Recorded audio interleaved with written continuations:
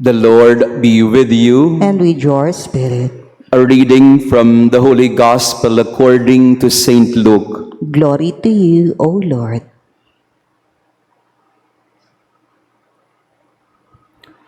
Jesus said to them, "Woe to you, Chorazin! Woe to you, Bethsaida!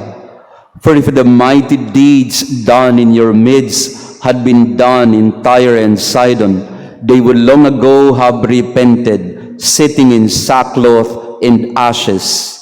But it will be more tolerable for Tyre and Sidon at the judgment done for you.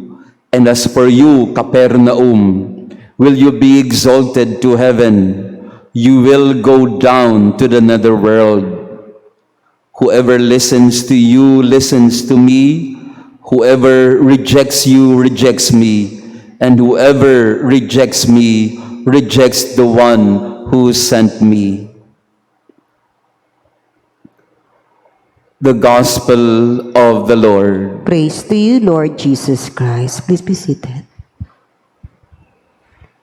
Magandang hapon sa inyong lahat, mga kapatid. Good afternoon, brothers and sisters. The hour of mercy at 3 o'clock in the afternoon when Jesus died on the cross, the abundance of mercy is also given, afforded to us. Kaya meron po tayong 3 o'clock Mass on first Fridays of the month so that we can take advantage of this generosity, boundless generosity of God, giving us His overflowing mercy again and again. And this is what the people in our readings today felt, the superabundance of God's mercy.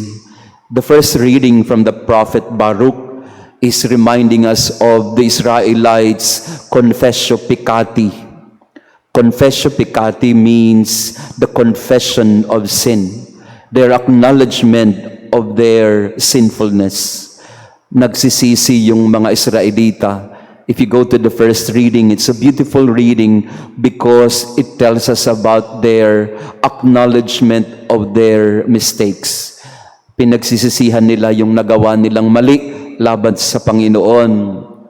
Sabi ni Prophet Baruch, if you would allow me to repeat a portion of it, during the Babylonian captivity, when they were in exile from Israel, the exiles prayed, "We men of Judah, citizens of Jerusalem, today we are flushed with shame. Together with our kings and rulers, priests, prophets, ancestors, we have sinned in the Lord's sight, and we have disobeyed Him.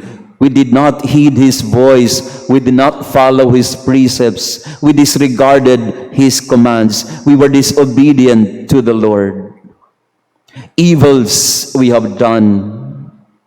We did not heed His voice.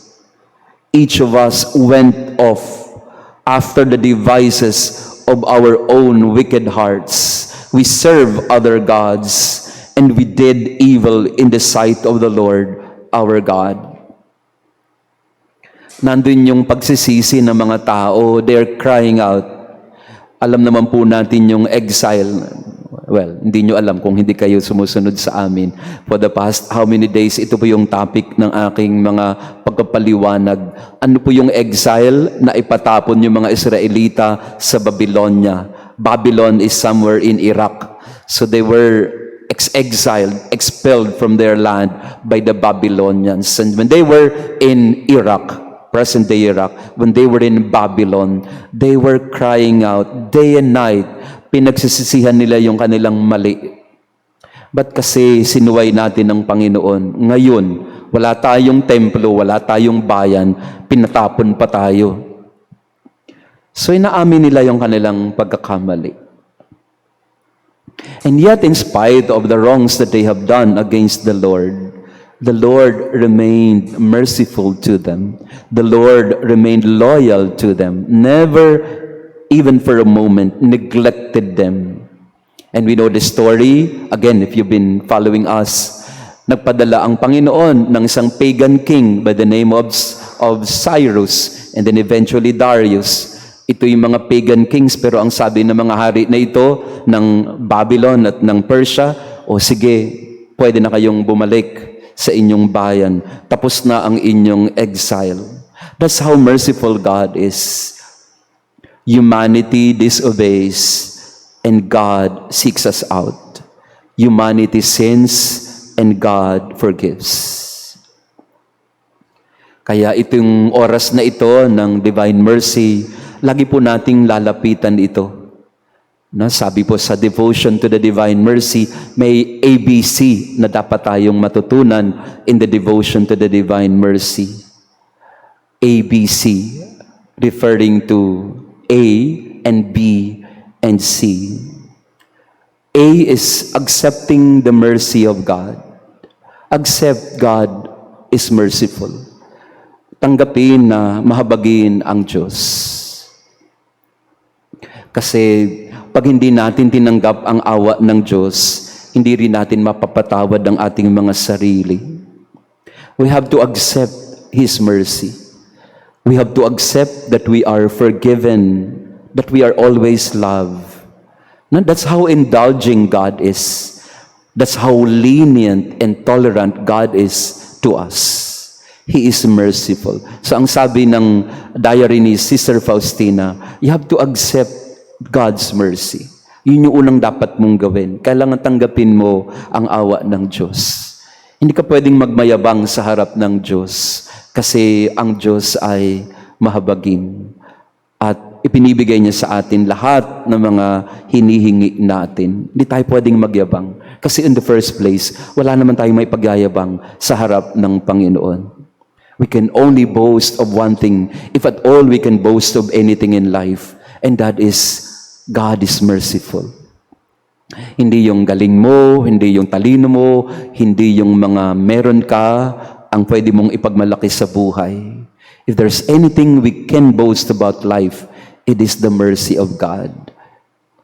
But for the mercy of God, sabi nga nila, but for the mercy of God, I am blessed. But for the mercy of God, this is what I receive. So, accept God's mercy. The second, letter B, sabi ng Devotion to the Divine Mercy, sabi ni Sister Faustina, be merciful. Accept mercy and then share mercy. Be merciful. Ang isang taong napatawad, kailangan magpatawad din. Ang isang taong kinahabagan, kailangan maging mahabagin din. Hindi pwedeng tayo lang ang tumanggap. Maibahagi din dapat ito sa iba. So be merciful. So this is the ABC of mercy. Accept God's mercy. Be merciful. Maging mahabagin din sa iba. Kasi pag hindi natin ginawa, baka bawiin sa atin yung awa at habag na binigay sa atin. Hindi naman dahil sa ipagkakait sa atin ng Panginoon ng awa, pero kapag hindi mo binigay itong tinanggap mo, mawawala din kalaunan. So in order for us to grow more in mercy, we have to learn to share it, show it, every day, every moment, maging mahabagin. Kahit minsan nauubusan ka na ng pasensya, mercy pa din. Kahit minsan naiirita ka na, mercy pa din. No? Always be merciful. And sabi ni Sister Faustina, the letter C in the ABC of mercy is complete trust in Jesus. Complete trust in the Lord. Because at the end of it all, we will be limited in our capacity to show mercy. Complete trust in the Lord means, do not worry. Do not worry. God is merciful. Trust in His love. Noong October 5 ay kapistahan ni Sister Faustina Kowalska. October 5. Kahapon pala yan. Kahapon. So the feast of Sister Faustina Kowalska. And she's, for me, like Santa Maria Goretti, one of my favorite saints, no? Together with Margaret Mary Alacoque of the Sacred Heart. Si Sister Faustina Kowalska, the Apostle of the Divine Mercy, she was uneducated. 3 semester lang nag-aral. Not like Maria Goretti, she was some sort of illiterate. She could not, she was poor. Their family was so poor. And yet you could see in her already that devotion, that love for the Eucharist. She was also so devoted to the Blessed Mother of Mercy. And she wanted to be a nun very early on in life, but her parents would not allow her because they were so poor. So namasukan si Sister Faustina, naging house help, naging DH Sister Faustina, because they were poor. But then again, when she was 20 years old, she decided to enter a religious congregation, and she became a nun. And there, she was the recipient of the visions of the Divine Mercy. Imagine that, an illiterate young woman can write something so beautiful. It did not come from her. The diary of Sister Faustina, hundreds of pages of them, all talking about the mercy of God. It could not have come from her. It was Jesus who was inspiring her to write. And in the writings of Sister Faustina, you find there the ABC of mercy. Accept mercy. Be merciful. Complete trust in the Lord. You always say in your life, Jesus, I trust in you. So in this Mass, let us together learn the ABC from Sister Faustina, the Apostle of Mercy. Let us come to the Lord. And like the Israelites, Lord, we have sinned against you. We have disregarded you and disobeyed you. Be merciful to us. Show your merciful face to us, that we may also forgive ourselves and be merciful with others around us. Kinahabagan tayo, maging mahabagin din tayo sa kapwa. The ABC of mercy: accept God's mercy, be merciful in turn, and completely trust in the Lord. Let us always rely on the mercy of God. The Lord be with you. And with your spirit. And may our loving God bless you and your family, the Father, the Son, and the Holy Spirit. Amen. Our Mass has been offered. Go in peace and show mercy. Thanks be to God.